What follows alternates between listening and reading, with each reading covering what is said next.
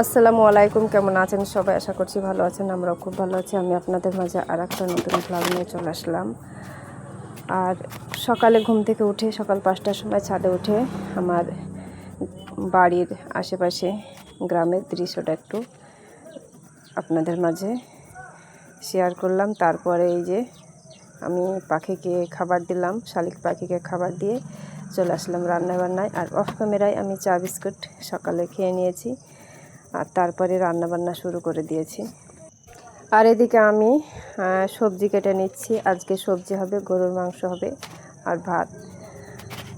আর আমি 3 রকমের সবজি কেটে নিয়েছি। এখানে বেগুন, ধুন্দুল আর আলু, এই 3টে সবজি দিয়ে ছাঁচড়া করে নেব। আর গরুর মাংস ভুনা হবে।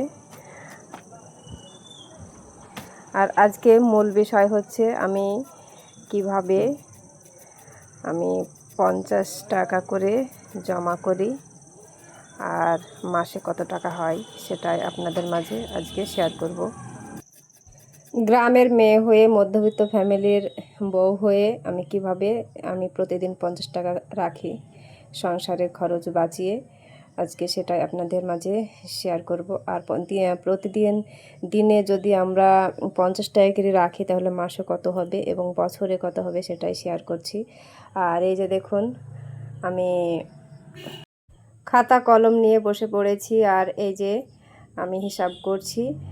আর এখানে আমি প্রতিদিন 50 টাকা করে আমি ব্যাংকে রাখি 30 দিনে, আর মাসে হচ্ছে 1500 টাকা। আর বছরের হিসাবও আপনাদের সামনে করছি। আর এখানে বছরের হিসাব করেও এখানে হলো 18,000। আর এই যে দেখুন, মাসে 1500 টাকা হলে বছরে 18,000। আর এই 18,000 টাকা আমরা একদম একটু বুদ্ধি খাটিয়ে সংসার চালালে এই 18,000 টাকা আমরা মনে হয় যেন লটারিতে পেয়েছি। আর এই টাকাটা আমরা অনেক কাজে লাগাতে পারবো, শখ পূরণ করতে পারবো, ঘরের জিনিস কিনতে পারবো। আর এইটা হচ্ছে আমার পাতাবাহার, দেখে আমার খুবই ভালো লাগে। মনে হয় যেন এটা প্লাস্টিকের গাছ, কিন্তু এটা অরিজিনাল জ্যান্ত ফুলদানি।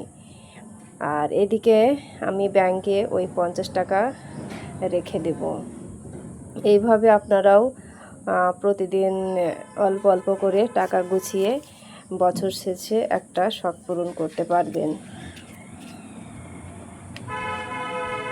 আজকের মতো ভিডিওটি শেষ করলাম। ভালো থাকবেন, সুস্থ থাকবেন। আল্লাহ হাফেজ।